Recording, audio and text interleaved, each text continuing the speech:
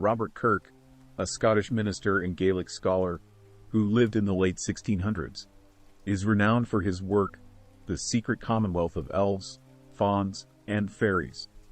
This book, written in 1691 and published posthumously in 1815, provides one of the most comprehensive descriptions of Scottish fairy folklore.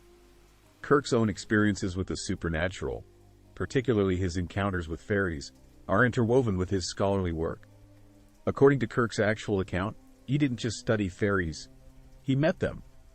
According to Kirk's accounts and local folklore, his most profound encounter with the fairy realm occurred near Aberfoyle, Scotland, specifically around Doon Hill, a site long associated with fairy activity. One evening, in the summer of 1692, Kirk took his usual solitary walk on Doon Hill. It was well known that he frequently visited this site to meditate and possibly interact with the fairies.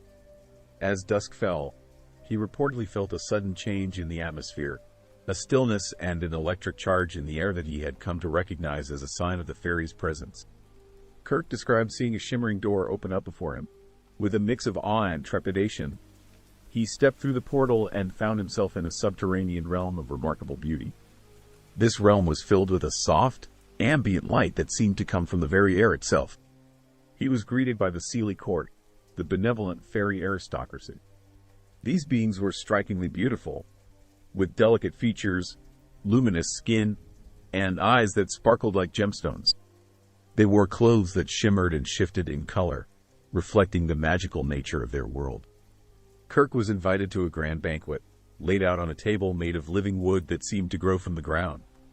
The food and drink were unlike anything he had ever seen. Fruits that glowed with an inner light, and drinks that sparkled as if filled with liquid stardust. Despite the traditional warnings about consuming fairy food, Kirk partook in the feast, feeling an overwhelming sense of peace and belonging. Throughout the banquet, the fairies spoke to him in a melodic language that he somehow understood. They shared secrets of their world, speaking of the natural balance and their role in maintaining it. They revealed that they had chosen to reveal themselves to Kirk because of his deep respect for their existence and his scholarly work on the supernatural. Kirk noted that time seemed to flow differently in the fairy realm. What felt like mere moments or hours in this enchanted place could equate to days in the human world. This distortion of time was a common theme in many fairy tales and added to the otherworldly nature of his experience.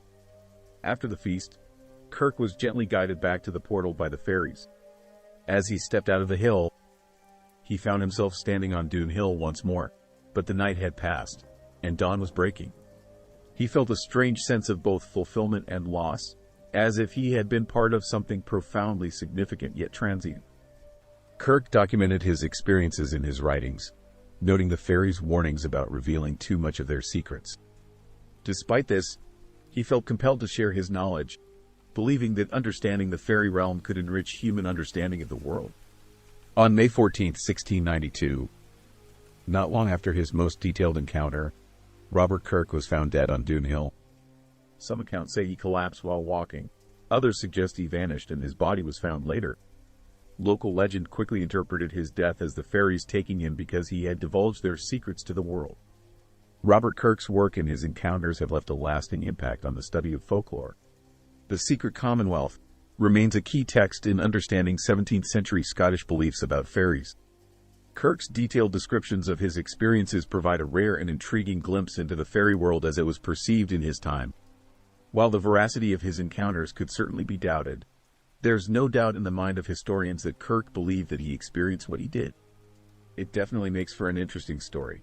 In any case, you can't deny, no matter what you think of the tale, that Robert Kirk's contributions to folklore and his reported experiences continue to captivate and inspire those interested in the mystical and the supernatural.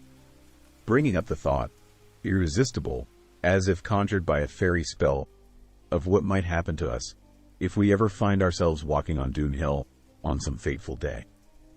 That just about wraps up tonight's tale from Lorehound.